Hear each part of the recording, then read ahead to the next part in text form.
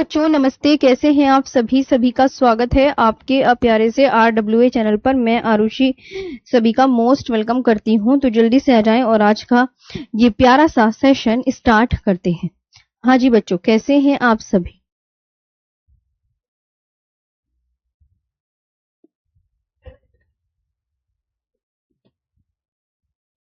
तो अभी श्वेत क्रांति हमारा कंप्लीट हो गया था, हम बहुत अच्छे से जानते हैं। तो आगे की बात याद करेंगे, ठीक है?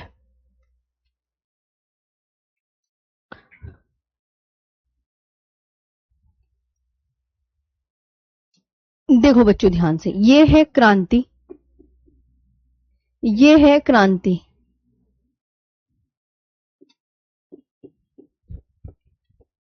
ये है क्रांति। क्रांति को क्या बोलते हैं? रिवॉल्यूशन।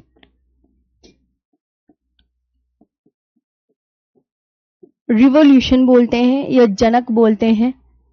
और इसके कि किसके जनक कौन है, अभी मैं आपको सिखाने जा रही हूं ये सब चीजें। फादर, अब ध्यान से प्यारे बच्चों सुनना आप सभी। जैसे मैं आपसे कहूं कि येलो क्रांति, येलो क्रांति, येलो मीन्स होती है प्यारे बच्चों पीली। तो इस पीली क्रांति के जनक कौन है? तो आप क्या बोलोगे? Same Pitroda, same Pitroda. ये है क्या है? सेम पित्रोदा। ये बात आपको बहुत अच्छे से याद रखनी है प्यारे बच्चों, ये बात आपको बहुत अच्छे से याद रखनी है, ठीक है? सेम पित्रोदा, इसे आपको याद रखना है। सेम पित्रोदा। ब्लू क्रांति के अगर आपसे कोई पूछे जाए जनक कौन है, तो आप बताओ किसको बोलोगे? ये हो गया सेम पित्रोदा। इसे लिखते कैसे हैं? इसे ऐसे,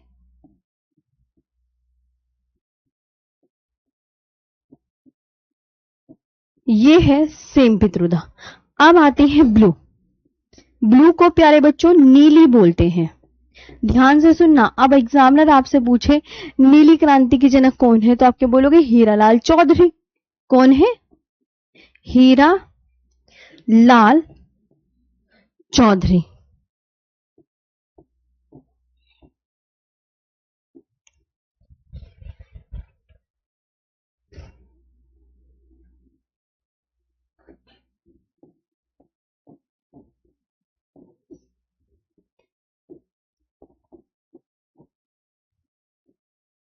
हीरालाल चौधरी, ये आपको बहुत अच्छे से याद रखना है। और डॉक्टर अरुण कृष्णन है। और कौन है प्यारे बच्चों? और डॉक्टर अरुण कृष्णन। और डॉक्टर अरुण कृष्णन है। ये बात आपको बहुत अच्छे से याद रखनी है। अब आता है गोल्डन। प्यारे बच्चों, गोल्डन क्रांति, जैसे ये गोल्डन क्रांति लिखा है, गोल्डन, इसे बोलते हैं स्वर्ण क्रांति।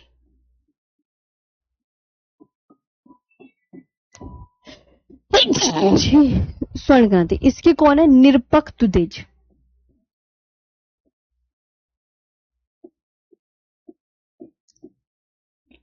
निरपक्ष तुतेज, निरपक्ष तुतेज।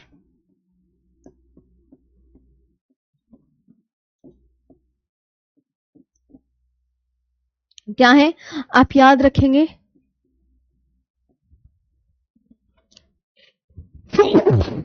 अब आता है पिंक।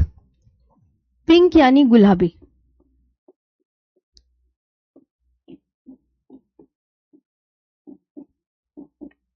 पिंक यानी प्यारे बच्चों गुलाबी। इसके कौन है? दुर्गेश पटेल।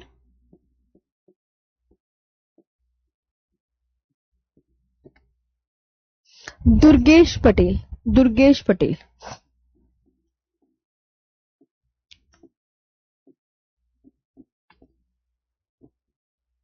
क्या है? दुर्गेश पटेल। अब आता है रजत क्रांति।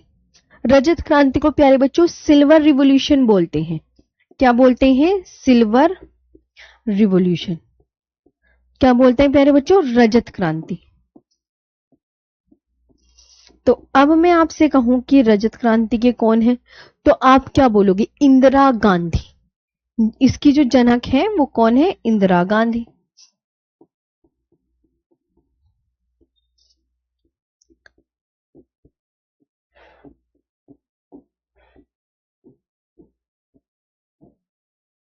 इसकी कौन है? इंदिरा गांधी। अब आते हैं लाल क्रांति। लाल को प्यारे बच्चों क्या बोलते हैं? रेड। रेड यानी कि लाल। अब लाल क्रांति यानी इसके कौन है? तो आप बोलोगे विशाल तिवारी। विशाल तिवारी कौन है?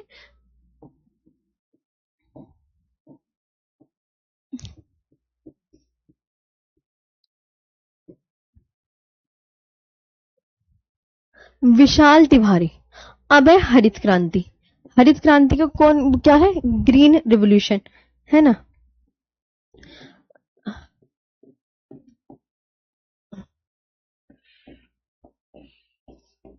हरित क्रांति। इसके हरित क्रांति की कौन है? Doctor M S Swaminathan. प्यारे बच्चों कौन है? M S Swaminathan. तो ये ना सभी के मैंने एक साथ लिखा दिए।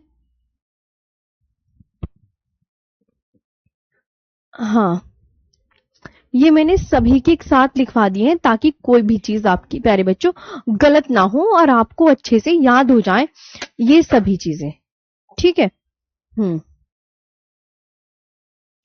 हाँ, तो ये आपको बहुत अच्छे से याद करना है। बिल्कुल ध्यान से सुनते चलो। श्वेत क्रांति उतना ही था और पूरा हो गया था कल। हाँ,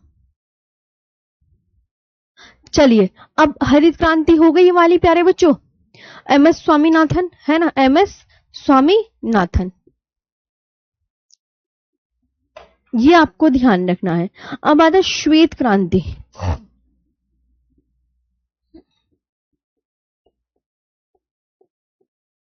व्हाइट रिवॉल्यूशन, इसे क्या बोलते हैं? श्वेत क्रांति।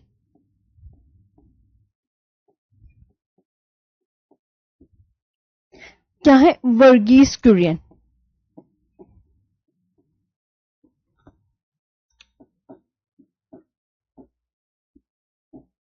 वर्गीस कुरियन, ये आपको ध्यान रखना है प्यारे बच्चों, ये आपको ध्यान रखना है। वर्गीस कुरियन, वर्गीस कुरियन। अच्छा, अब ये आपको आ गया। अब मेरे प्यारे बच्चों देखो, एक आता है यहाँ पे, प्यार से ध्यान से धीरे से पढ़ेंगे कि एक बार मेरे से बोलो पीली क्रांति के जनक कौन है। जरा नाम देखना, तो आप बोलोगे मैम पीली क्रांति के जनक सेम पित्रोदा है। नीली क्रांति के जनक कौन है प्यारे बच्चों? तो नीली क्रांति के जनक हैं आपके हीरालाल चौधरी और डॉक्टर अरुण कृष्णन। फिर उसके बाद आता है स्वर्ण क्रांति, कि स्वर्ण क्रांति के जो जनक हैं वो कौन है? निरपक तुतेज। गुलाबी क्रांति के जनक कौन है? दुर्गेश पटेल।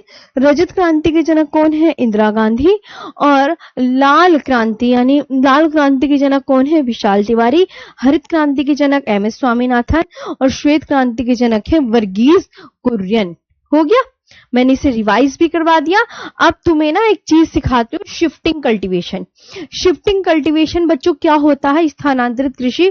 ऐसी कृषि जो है मैं आपको बता दूं कि वो क्या होता है, जैसे किसी कोई क्षेत्र है, अब उस क्षेत्र की, ध्यान से सुनना, उस क्षेत्र की वनस्पति को काटकर या जलाकर साफ किया जाता है, फिर उसे खेती योग्य बनाया जाता है। जब तक उस जमीन की उर्वरा शक्ति मौजूद है तब तक वो खेती करते रहते हैं। जब लगता है कि इस जमीन की उर्वरा शक्ति नष्ट हो गई तो वो इस स्थान को छोड़कर दूसरे स्थान पर चले जाते हैं। तो ये जो स्थानांतरित कृषि है ये पर्यावरण के लिए नुकसानदायक होती है, क्योंकि जब इसका उपजाऊपन समाप्त हो जाता है तो वो दूसरी जगह सेम प्रोसेस अपनाने लगता है। तो इसे कहा जाता है शिफ्टिंग कल्टीवेशन। तो ये आपको समझ में आ गई होगी। अब इसकी परिभाषा तो मैं लिखवाऊंगी नहीं क्योंकि बहुत लंबी चौड़ी हो जाएगी। आप ऐसे ही समझ सकते हैं कि अच्छा मैम कि किसी क्षेत्र के कोई जगह है, क्षेत्र का मतलब कोई जगह की वनस्पति को काटकर या जलाकर साफ किया जा रहा है, फिर उसे खेती योग्य बनाया जा रहा है। जब लगता है कि उस जमीन की उर्वरा शक्ति मौजूद है जब तक वो खेती करेंगे, जब लगता है कि उर्वरा शक्ति बिल्कुल नष्ट हो गई तो उस स्थान को छोड़कर दूसरे स्थान पर चले जाएंगे। तो लेकिन ये प्रोसेस तो पर्यावरण के लिए नुकसानदायक हो गया ना। तुम हर 2 साल में भैया जमीन बंजर करके भाग रहे हो हैं, नुकसानदायक तो हुआ, तो इसे बोलते हैं बच्चों शिफ्टिंग कल्टीवेशन।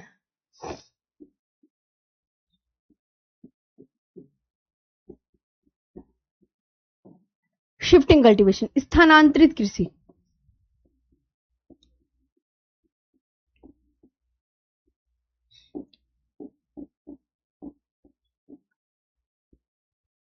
ये है। इसका अन्य नाम, अदर नेम क्या है पूछता है बच्चों, बताओ, तुम बताया करो ना, स्लैश एंड बर्न कृषि।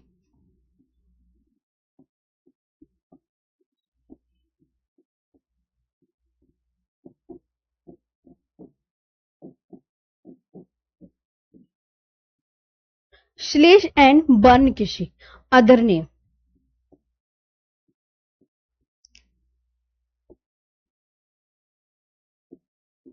अदर नेम प्यारे बच्चों, स्लैश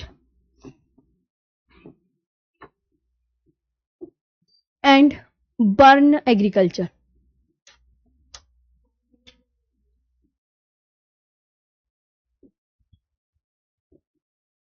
अच्छा, याद हो गया। अब देखो, अब मैं क्या सिखाती हूँ कि इसे स्थानांतरित कृषि को अलग अलग जगह अलग अलग नामों से जाना जाता है। जैसे उत्तर पूर्वी राज्य में से क्या कहते हैं,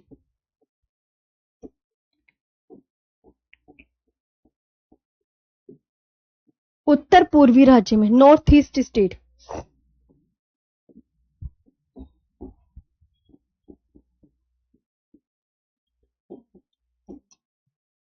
झूम।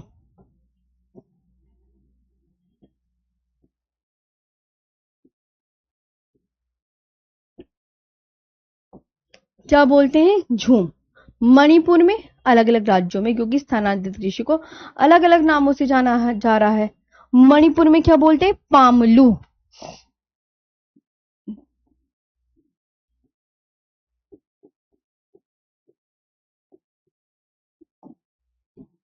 पामलू। आंध्र प्रदेश में, ध्यान से नाम ना रिपीट करते हुए चलो मेरे साथ,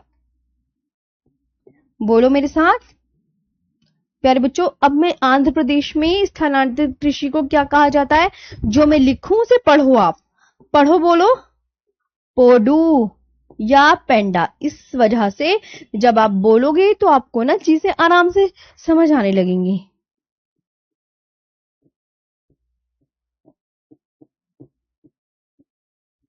पोडू और पेंडा, ये हो गया। फिर वेस्टर्न घाट,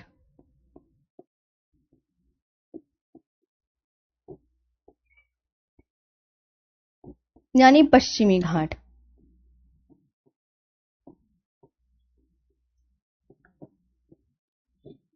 पश्चिमी घाट को क्या बोलते हैं, कुमारी।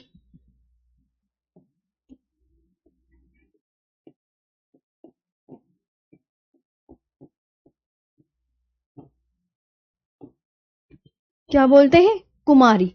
झारखंड में क्या बोलते हैं,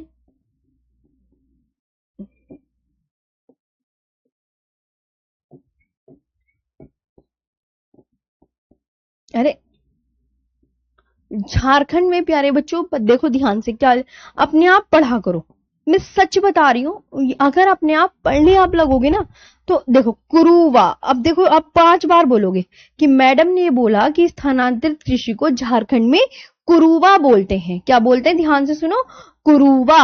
अब इसी को तो 5-6 बार पढ़ लो। हिमालय में स्थानांतरित कृषि को क्या बोलते हैं, हिमालय में तो खिल।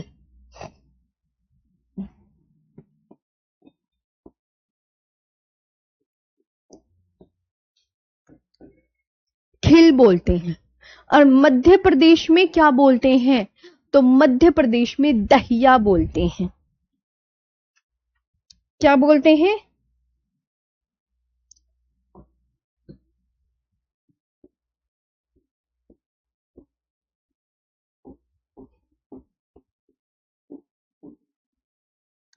मध्य प्रदेश में प्यारे बच्चों क्या बोलते हैं, दहिया।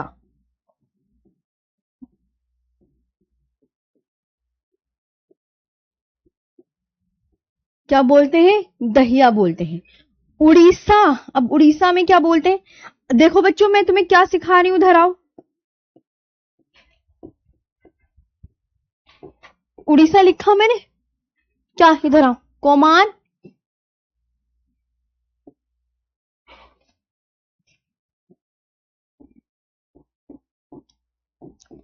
पामाडाबी,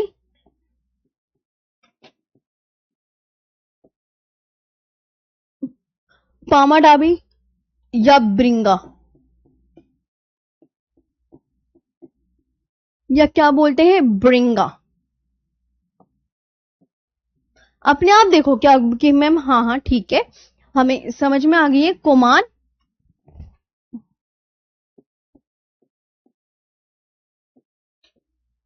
कोमान हो गया, पामाडाबी,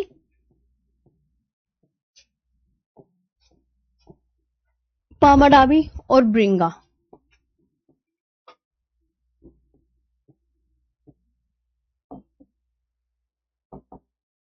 और ब्रिंगा ये बोलते हैं।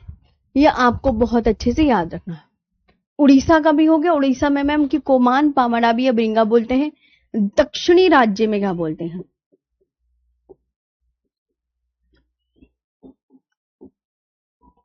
दक्षिणी राज्य में सदर्न स्टेट।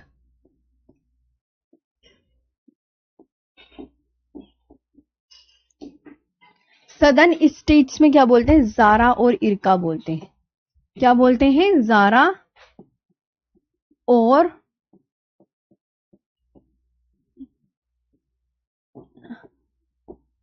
इरका बोलते हैं। Zara and इरका।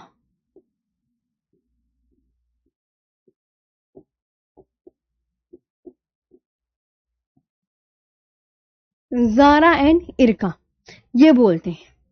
बस ये आपका ना ये टॉपिक आज फिनिश हो जाएगा।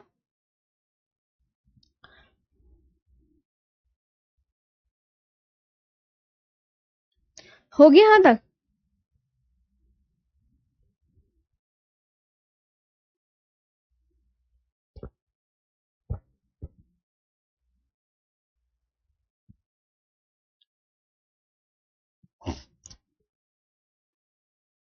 हाँ जी। अब आते हैं, देखो ऐसे तो तुम्हें पता चल गया कि स्टेट में तो मैम ये बोला जा रहा है स्थानांतरित कृषि को। अब ऐसे ही आपको ये याद रखने हैं, मिट्टी का गिलास बाबू पूरा हुआ है, ये कौन बच्चा बोल रहा है? हाँ, हाँ, ये कौन बच्चा बोल रहा है मिट्टी का गिलास पूरा हुआ है?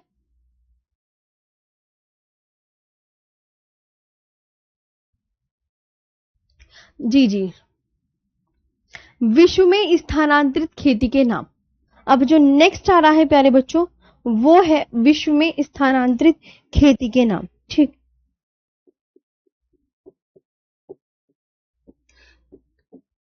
क्योंकि अलग अलग राज्यों में अलग अलग नामों से जाना जाता है, और अलग अलग शहरों में अलग उससे जाना जाता है, अलग अलग देशों में। स्थानां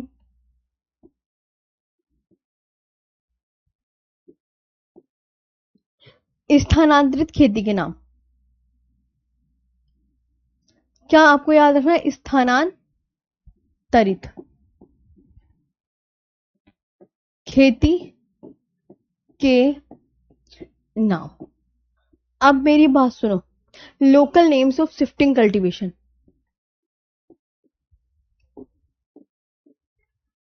लोकल नेम्स ऑफ शिफ्टिंग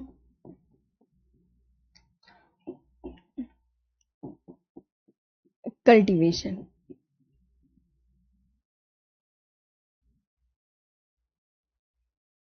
ये है, जैसे सेंट्रल अमेरिका में क्या कहते हैं?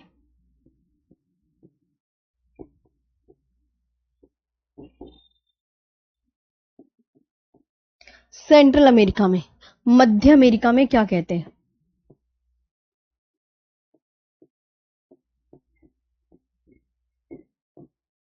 ये बताओ। पहली बात ये हो गई। ब्राजील में क्या कहते हैं?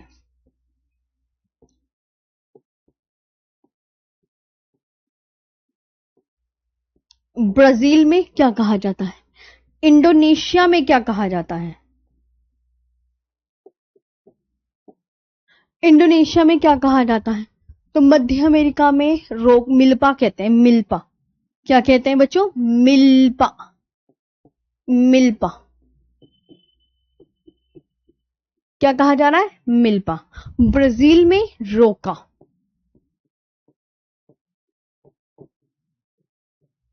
रोका कहा जा रहा है। इंडोनेशिया में लदांग,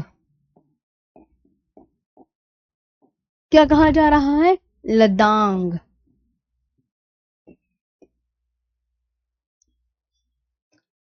ये कहा जा रहा है। और वियतनाम में क्रो कहा जा रहा है, ध्यान से सुनो।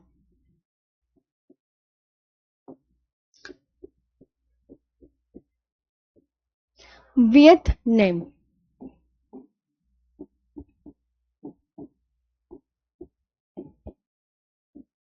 वियतनाम में क्या कहा जा रहा है? सेंट्रल अमेरिका में क्या कहा जा रहा है?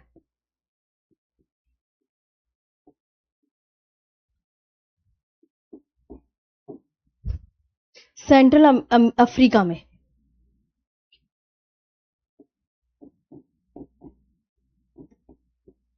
सेंट्रल अफ्रीका यानी इसे क्या बोलते हैं? मध्य अफ्रीका।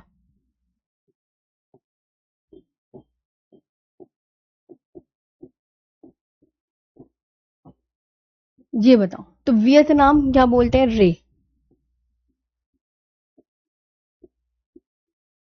और सेंट्रल अफ्रीका यानी मध्य अफ्रीका में क्या बोलते हैं? मसोले। क्या बोलते हैं?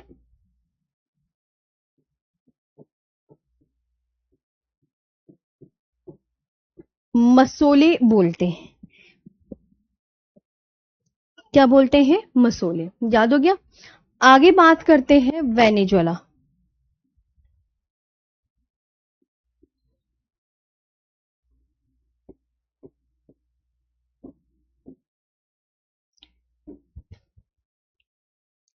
कोनुको,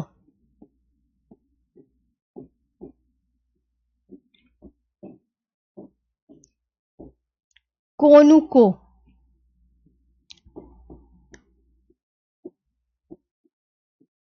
क्या बोलते हैं? कोनुको। ये आपको ध्यान रखना है। कोनुको, इसे ना 10 बार पढ़ो कि मैडम ने बोला है स्थानांतरित कृषि को अलग अलग देशों में अलग अलग नामों से जाना जाता है। तो ये देश ही तो है। अब जैसे ये मैंने आपको बताया वेनेजुएला में, श्रीलंका में क्या बोलते हैं?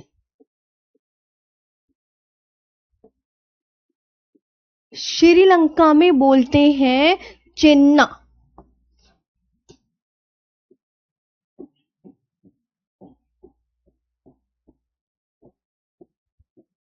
क्या बोलते हैं? चेन्ना।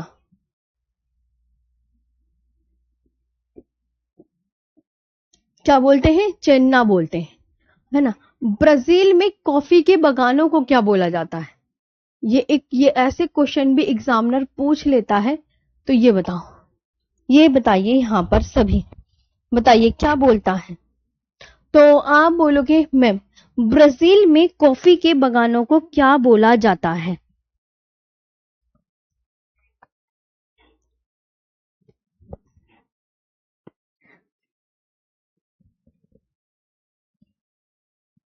बोलो।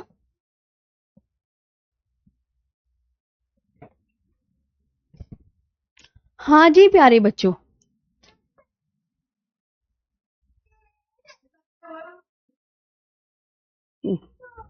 लाओ, ठीक है।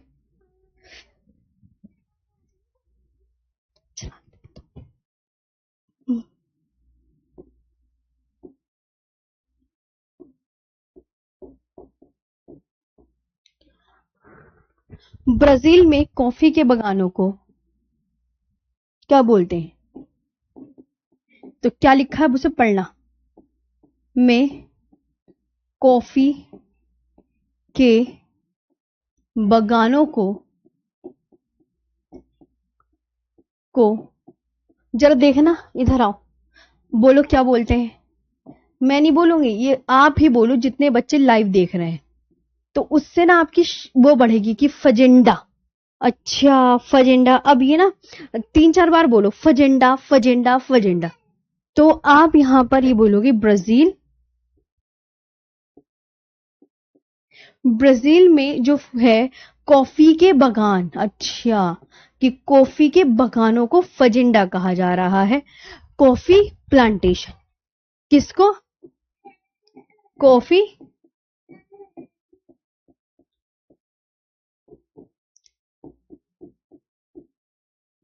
ये आपको ध्यान रखना है, कॉफी प्लांटेशन। अब मेरी बात ध्यान से सुनो। अब जैसे ना भूमिगत जल का उपयोग किन किन स्टेट में ज्यादा है ये पूछा जाता है। हाँ, अजय प्रताप सिंह यादव जी, मेरे प्यारे भाई, अगर आपका कोई डाउट है तो आप ये बात ना लिखा करो कि ये वाला मैम, ये पूरी बात लिखा करो,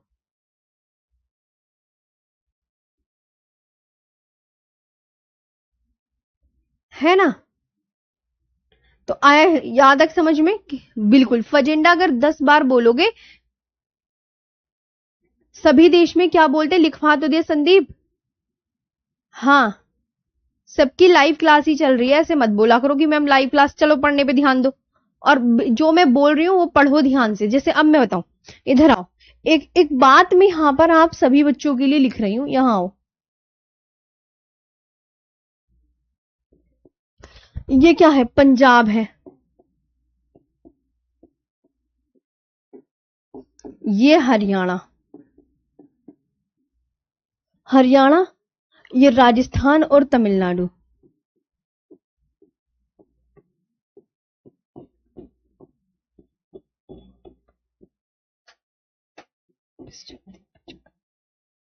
राजस्थान और तमिलनाडु राज्यों में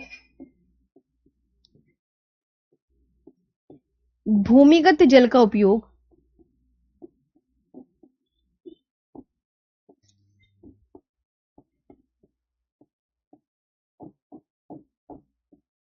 भूमिगत जल का उपयोग अधिक है।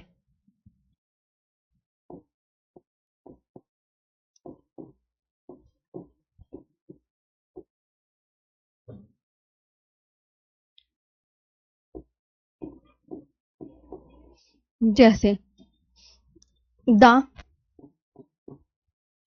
ग्राउंड वाटर यूटिलाइजेशन, है ना, इसे ग्राउंड वाटर ही तो बोलेंगे, groundwater utilisation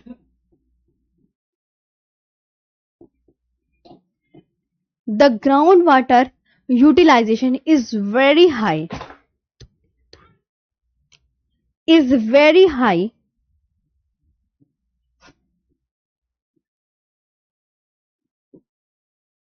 in the state of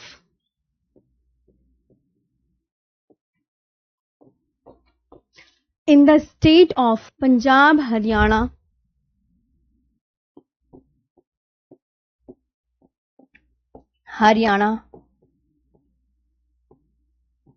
Rajasthan and Tamil Nadu।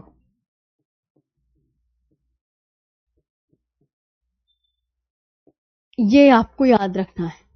Bharat में देखो, भूमिगत जल का उपयोग कौन सा स्टेट कर रहा है?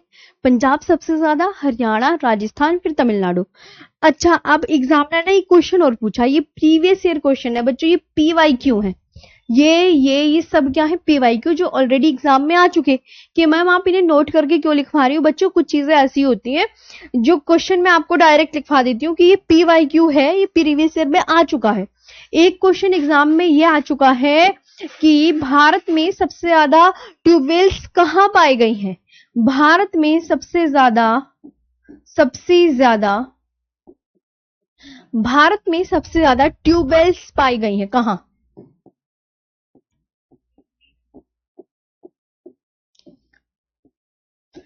पाई गई हैं, लेकिन वो बच्चों कहां पाई गई हैं? कहां पाई गई हैं? तो India holds the record of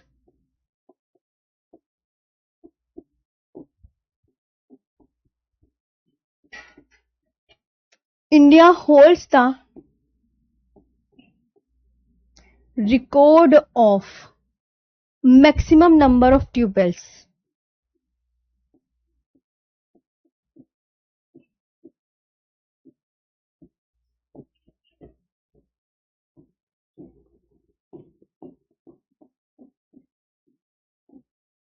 maximum number of tube wells, ये आपको ध्यान रखना है। भारत की सबसे लंबी नहर, ये भी ऑलरेडी एग्जाम में आ चुका है।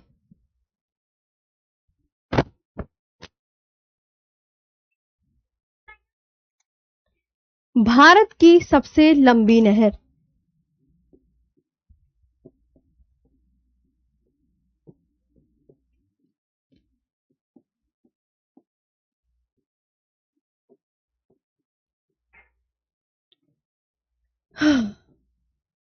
ये भी ऑलरेडी एग्जाम में आ चुका है। ये तो मैंने तुम्हें नदियों वाले चैप्टर में भी बताई थी, ये दोबारा रिपीट हो रही है। पता है तुम्हें, नदियों वाले चैप्टर में बता चुकी कहा, जहां मैंने ब्यास नदी और सतलुज नदी के संगम पर हरिके बैराज है, और हरिके बैराज पंजाब में है, और हरिके बैराज से इंदिरा गांधी नहर निकाली गई है, जो भारत की सबसे लंबी नहर है। ये मैं करवा चुकी। तो भारत की जो सबसे लंबी नहर है वो क्या है? इंदिरा गांधी नहर।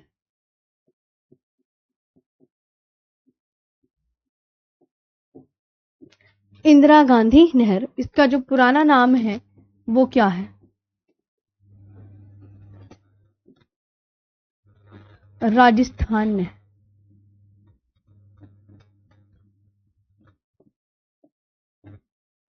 इसका जो पुराना नाम है वो है राजस्थान नहर। Indira Gandhi canal,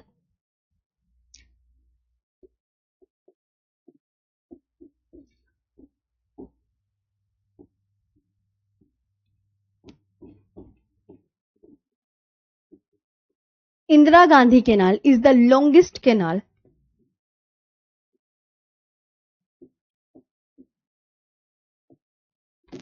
is the longest canal in India।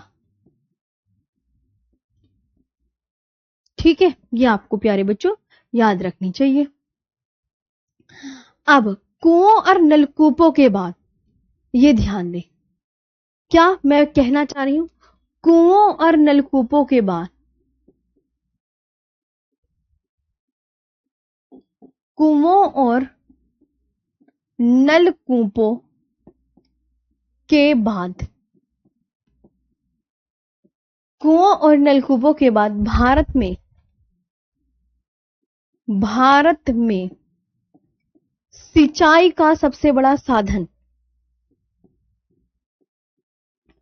सिंचाई का सबसे बड़ा साधन नहरें हैं।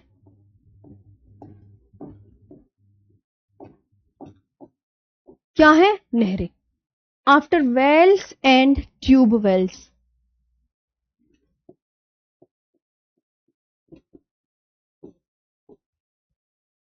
After wells and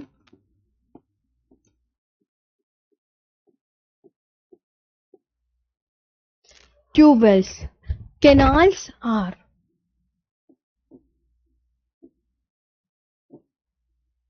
canals are the largest source of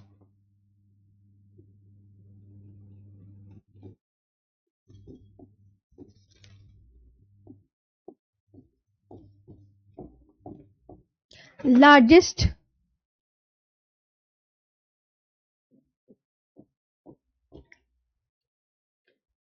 source of irrigation in India।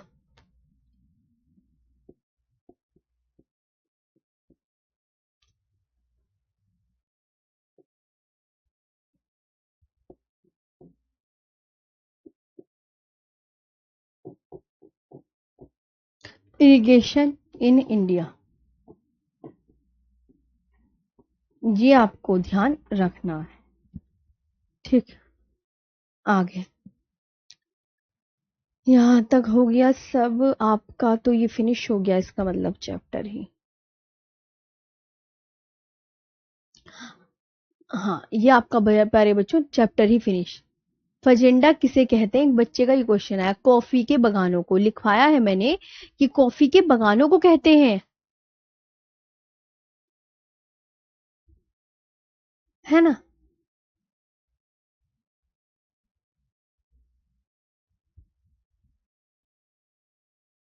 Ma'am trans Himalaya 3 श्रेणियों से मिलकर बना है। संदीप कुमार जी, मैं आपको एक बात क्लियर कर दूं, जो ट्रांस हिमालय है वो 4 श्रेणियों से मिलकर बना है, काराकोरम, लद्दाख, जास्कर और कैलाश रेंज। अक्सर एनसीईआरटी में 3 दिया है, लेकिन हम जो कैलाश रेंज है, जो तिब्बत है, उसको भी ट्रांस हिमालय का ही पार्ट कहते हैं। और ये जो हमारी मानक पुस्तकें होती है ना, जो आईएएस पीसीएस वाली, उसमें 4 ही दे रखा है। ठीक है, तो इसलिए मैंने आपको 4 ही लिखवाए हैं। हाँ, मैं आपको कोई भी वनडे एग्जाम की बुक यूज नहीं करती पढ़ाने में। मतलब मैं इतना हर चीज बहुत डिटेल से खोजबीन करके ये सब करती के पढ़ाती हूँ। ठीक है सौरभ, मैं किसी को, हाँ चलिए, अब आपका एक नया चैप्टर स्टार्ट हो गया है खनिज का, मिनरल्स का। और कुछ मुझे इंपॉर्टेंट पीडीएफ्स लगेंगी ना बच्चों, तो मैं उसे ना वर्कशीट नाम के फोल्डर में अपलोड करूंगी। ओके, नेक्स्ट टॉपिक है खनिज, मिनरल्स। इसे बोलते हैं न्यू टॉपिक।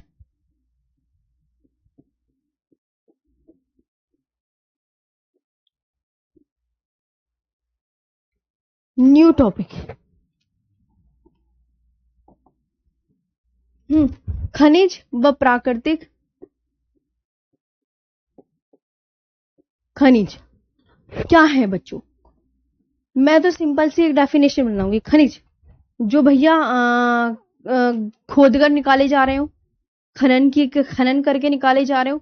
खनन ही तो किया जाता है, इतनी अंदर सुरंगों के अंदर जाकर, और फिर उन्हें पता नहीं किससे फोड़ा जाता है, वो गोला बारूद लगाकर, फिर वो ऊपर से वो सब पत्थर उत्थर टूटते हैं। जैसे हमें कोयला तोड़ना होता है, तो कितनी जो बेचारे वो खुदाई करने वाले होते हैं, वो कितनी गहराई में जाते हैं, एक लंबी सी टनल बनाते हैं। तो कोई भी चीज जो खनन करके निकाली जा रही है, जो खोद के निकाली जा रही है, उसको खनिज बोलते हैं।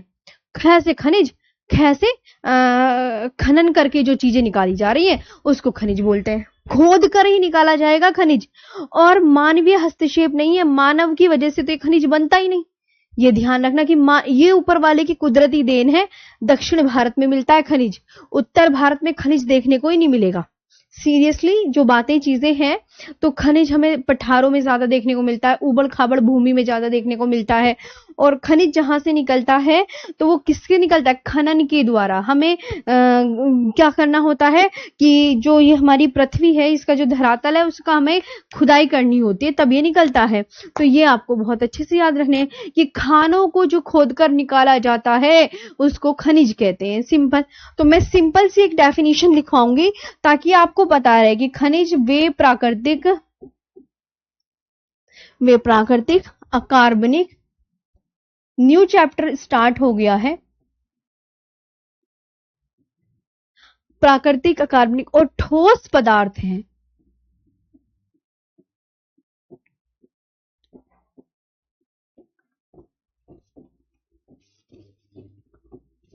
और ठोस पदार्थ हैं जो पृथ्वी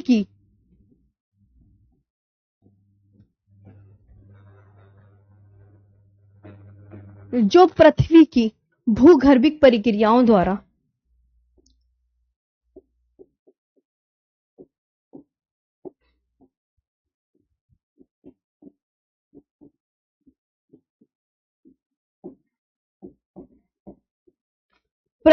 द्वारा चट्टानों में निर्मित होते हैं।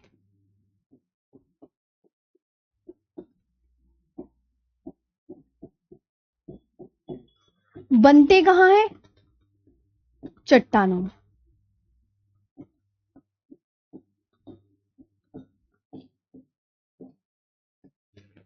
कहां? चट्टानों में। Minerals are natural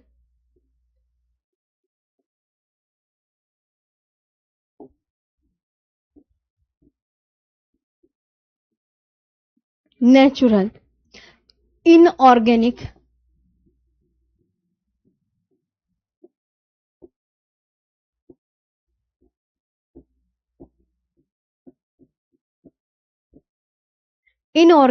solid substances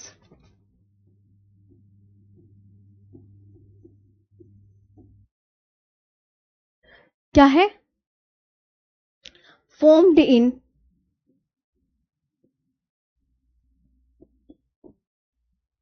rocky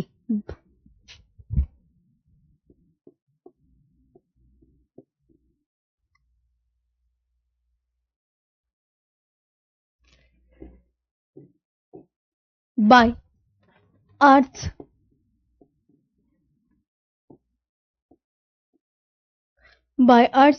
geological process.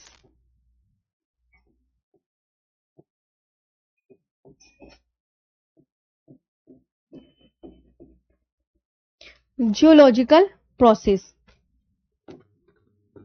यह आपको ध्यान रखना। अब इन्हें बच्चों कहां से निकाला जाता है, तो आप क्या बोलोगे, जल्दी बताओ। तो आप बोलोगे मैम इन्हें तो खानों से खोद कर निकाला जाता है। क्या बोलोगे, इन्हें कहां से निकाला जाता है बच्चों, बोलो।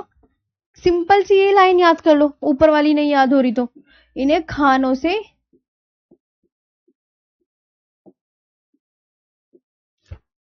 खोद कर निकाला जाता है।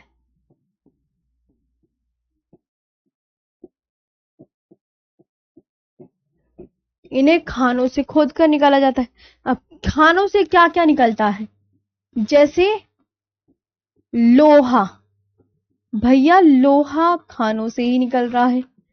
कोयला, तांबा,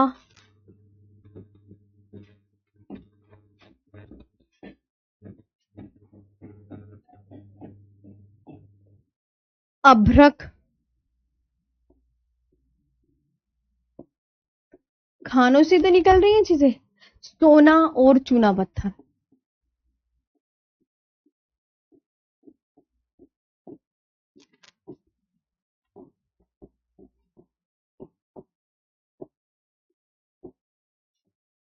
सोना और चूना पत्थर, they are bind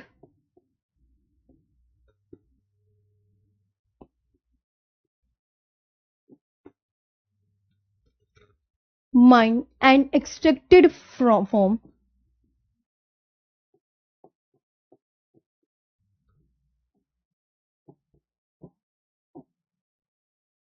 and extracted from कहां से, मिनरल्स,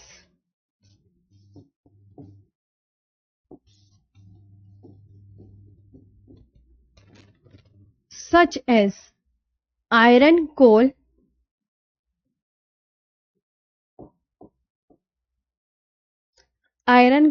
copper,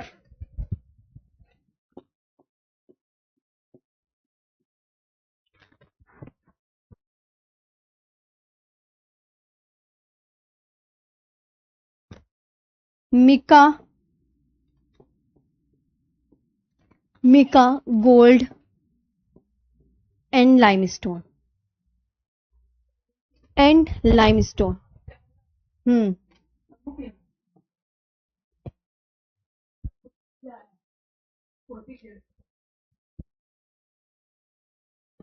लाइमस्टोन,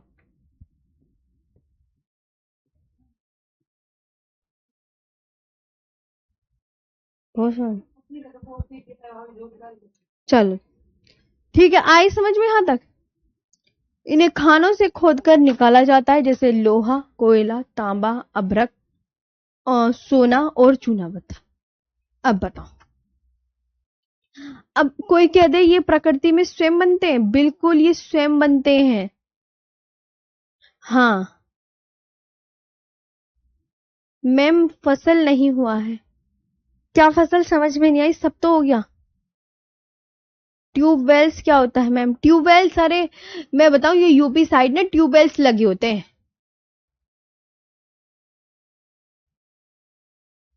हाँ उत्तर भारत में मिलते हैं तुम्हें।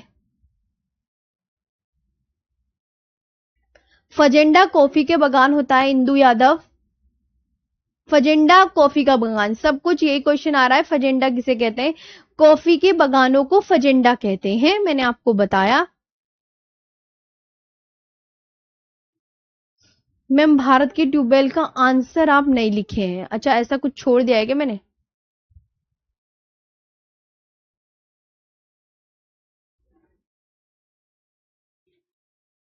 बताओ।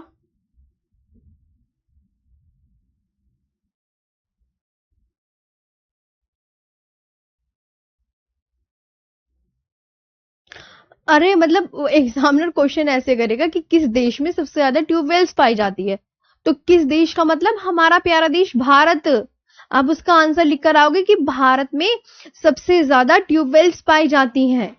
आगे बात समझ में, ऐसे लिखना है कि भारत में सबसे ज्यादा ट्यूबवेल्स पाई जाती हैं। कोई पूछे ना कि आपसे ट्यूबवेल्स कहां मिलती हैं सबसे ज्यादा, तो आप सीधा सा आंसर लिखोगे कि मैम भारत में। अब ये जो है मैं खनिज जो है ये क्या बनते हैं, ये प्रकृति में स्वयं बनते हैं। कोई मानवीय हस्तक्षेप नहीं चाहिए भैया, अपना आप बन रहे हैं कभी कि मानव ने बना दिए, मानव ने ले जाके गाड़ दिए पृथ्वी में, ना ना ना, अपने आप पृथ्वी में स्वयं बनते हैं। दे आर फॉर्म्ड,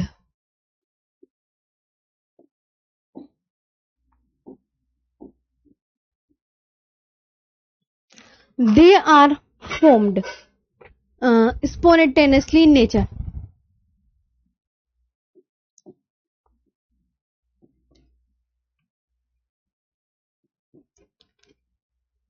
ठीक है,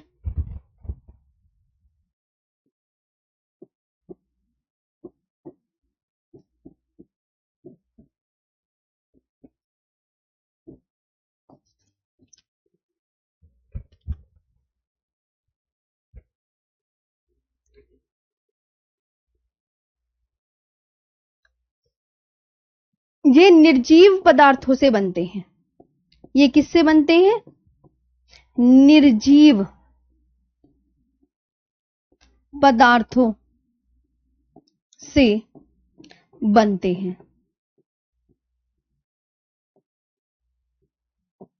ये निर्जीव, they are found in the solid state. They are, निर्जीव का मतलब जैसे कोयला पेट्रोलियम प्राकृतिक गैस है ना, तो ये तो सड़ी गली वनस्पति का अवशेष वगैरह से बनते हैं। लेकिन ये जो है अभ्रक हो गया, बॉक्साइट हो गया, जितने भी ये हैं मिनरल्स, ये निर्जीव पदार्थों से बनते हैं। They are made from,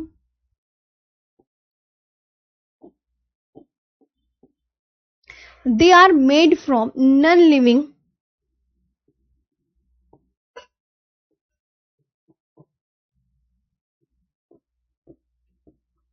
non living substances.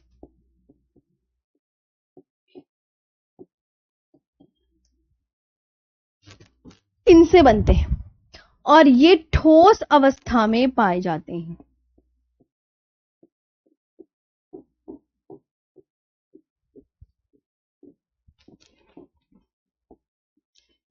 में पाए जाते हैं, ये ठोस अवस्था में पाए जाते हैं। These are found,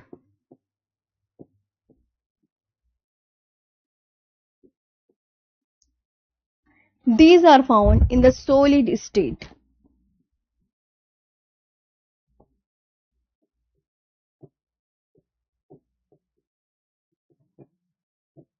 in the solid state.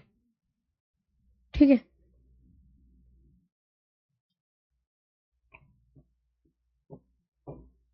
ये आपको ध्यान रखना है। अब कोई आपसे पूछे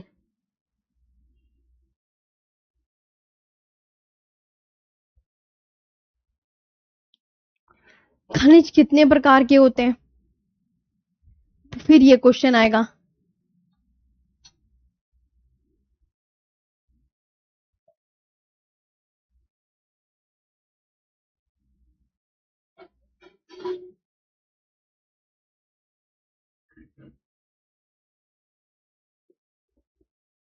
एक तो तुम्हारी कमेंट्स इतनी जल्दी जल्दी जाती है ना, मैंने सब सही लिखवा रखा है ना, कुछ गलती तो नहीं हो रही है? अगर किसी गलती लग रही है तो मुझे बता दो कमेंट सेक्शन में कमेंट करके।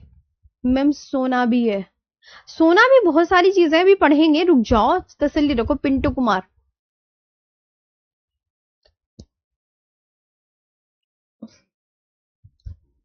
अभ्रक भी एक मिनरल्स है, वो भी अंदर से निकाला जा रहा है भैया, खदानों से। जो चीज खदानों से निकाली जाती है उसे तो मिनरल्स बोलते हैं। अब आपसे पूछा जाएगा एग्जामिनर के द्वारा कि खनिज कितने प्रकार के होते हैं। आइए,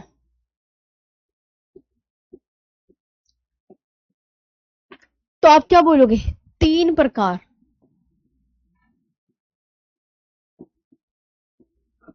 तीन प्रकार के, three main types of minerals.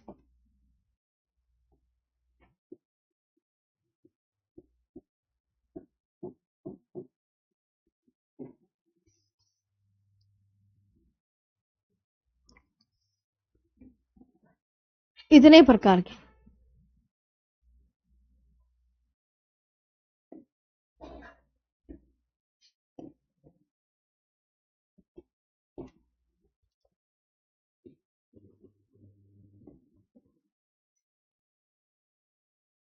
धात्विक अधात्विक ऊर्जा ईंधन।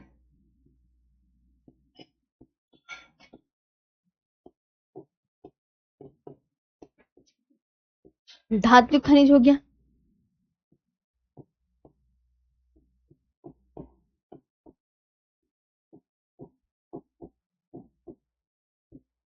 अधात्विक खनिज हो गया, अरे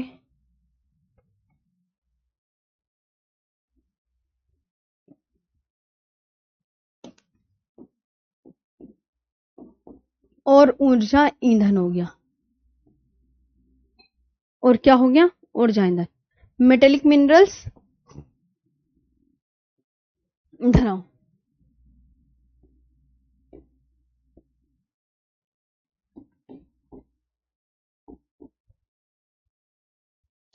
metallic minerals, non metallic minerals,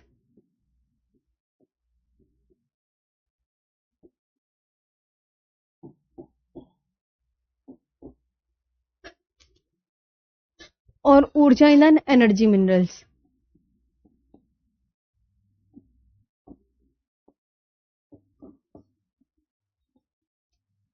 ये है।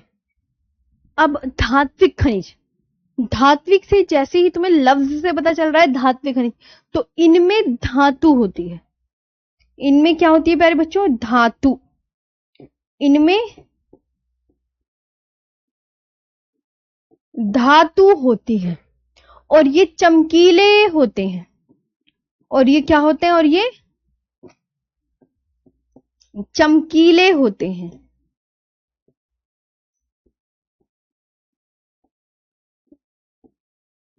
चमकीले।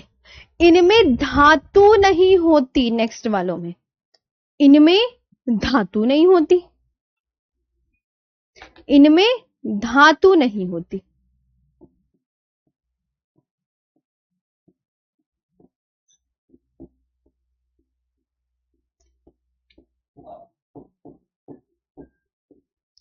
इनमें धातु नहीं होती है। वो एग्जाम्पल अभी मैं लिखवाऊंगी। और ऊर्जा ईंधन, इनका उपयोग ऊर्जा उत्पादन के लिए किया जाता है। इनका जो उपयोग है ऊर्जा उत्पादन के लिए किया जाता है।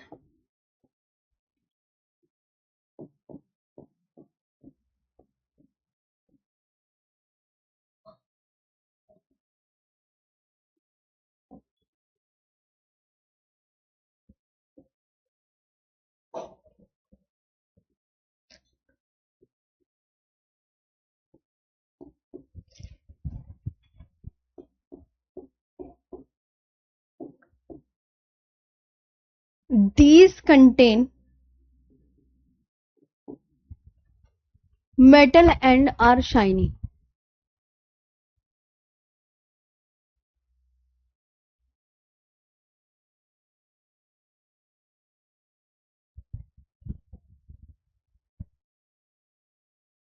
These contain metal and are shiny.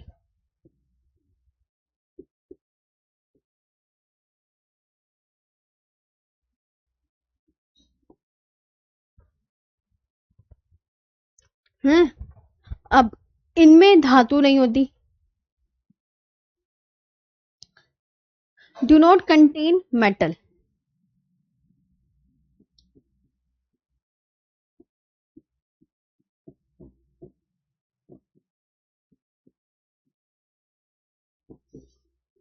Do not contain metal. और ये किसके लिए? Which are used, which are used for energy production,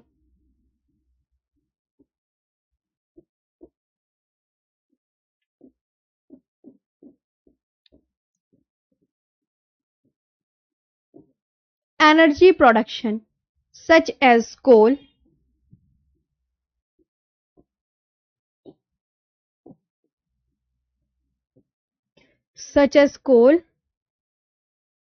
petroleum,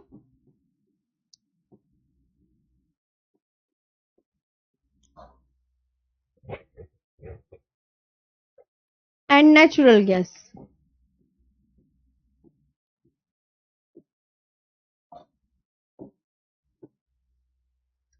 and natural gas.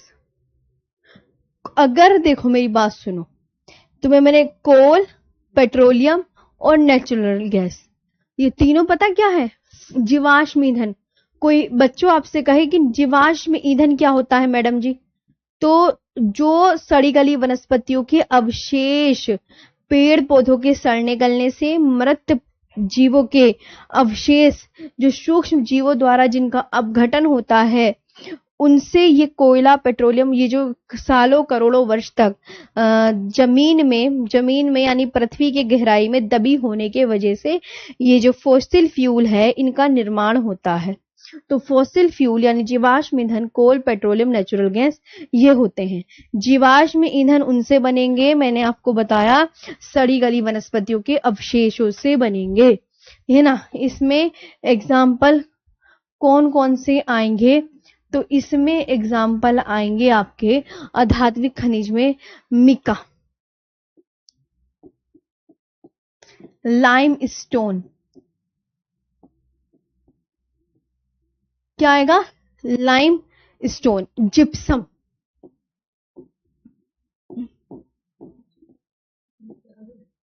Gypsum and marble. And क्या आएगा प्यारे बच्चों?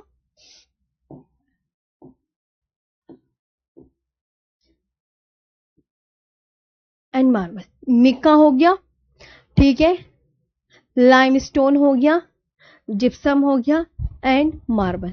तो ये बात आपको सब बहुत अच्छे से याद रखनी है ना। अब आपसे पूछा जाएगा कि भैया धात्विक खनिज कौन क्या क्या होते हैं?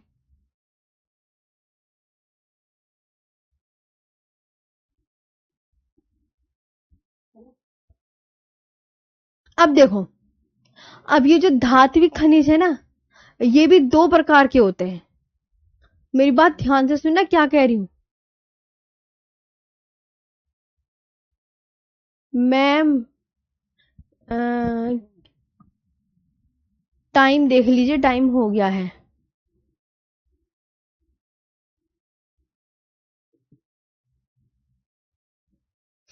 तो यहां तक कितना टाइम हो गया?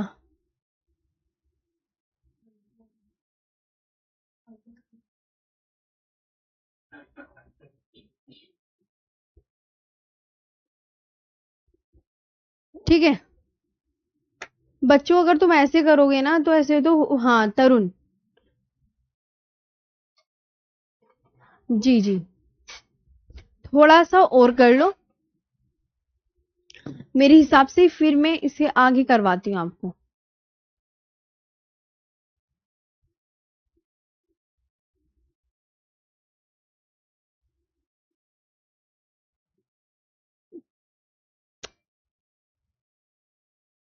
हाँ जी, कहाँ तक पहुंचे थे हम?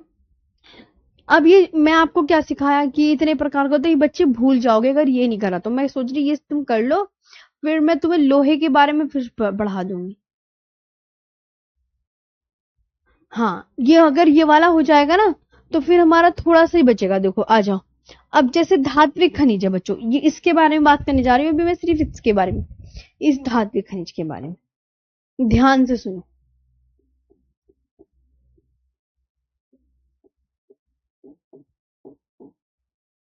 ये धात्विक खनिज मेटेलिक मिनरल्स बोलते हैं इसे इंग्लिश में।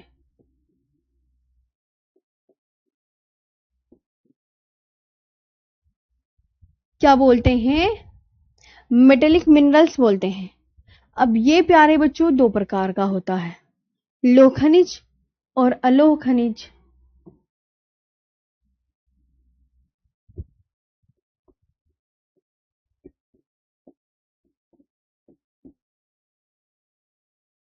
और अलोह खनिज।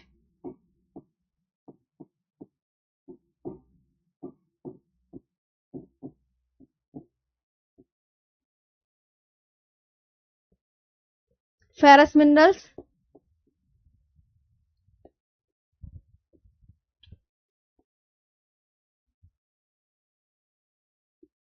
और नन फेरस मिनरल्स।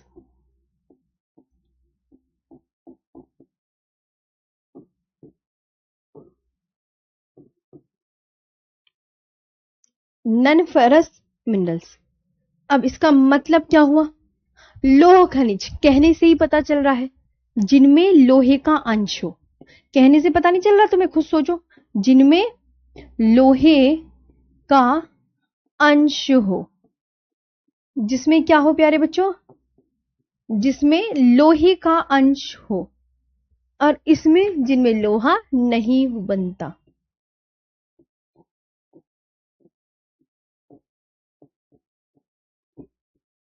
जिनमें लोहा नहीं होता।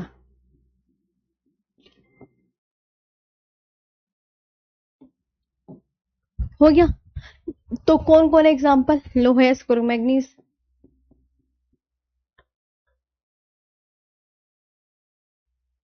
लोहेस्क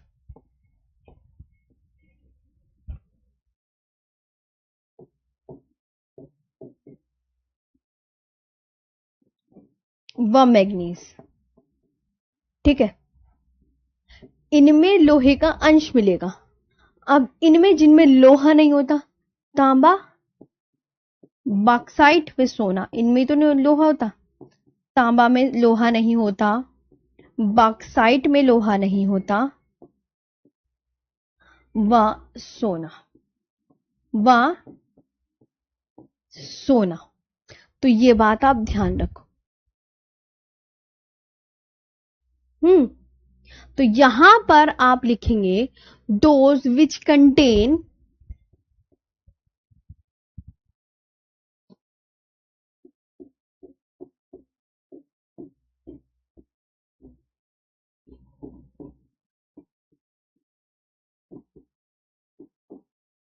those which contain iron such as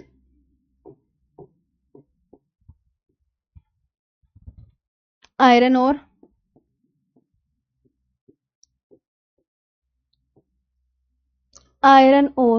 और manganese.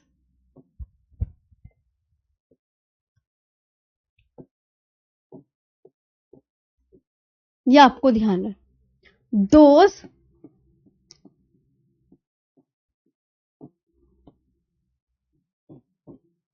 which do not contain iron,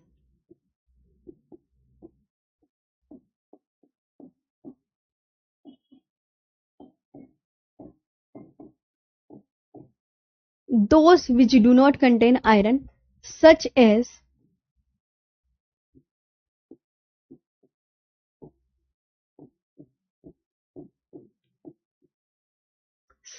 copper, bauxite,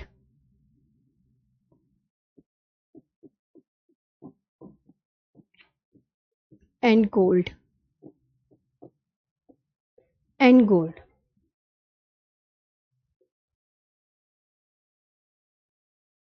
तो ये इतना आपको पता होना चाहिए कि धात्विक खनिज दो प्रकार के, लोह खनिज और अलोह खनिज, जिनमें लोहे का अंश हो। इनमें बिल्कुल लोहा नहीं होता, लोहेस में लोहा होता है व मैग्नीज में लोहा होता है।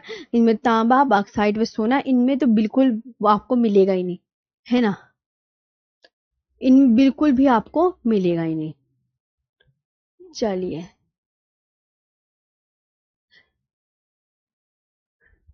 चलो तो बच्चों को 1 मिनट भी एक्स्ट्रा नहीं पढ़ सकते तुम, 1 मिनट भी। मैं तो आज थोड़ा सा और पढ़ाने की सोच रही थी, लेकिन तुम नहीं मानोगे, आज की क्लास यहीं पे ऑफ करेंगे। हाँ, थैंक यू।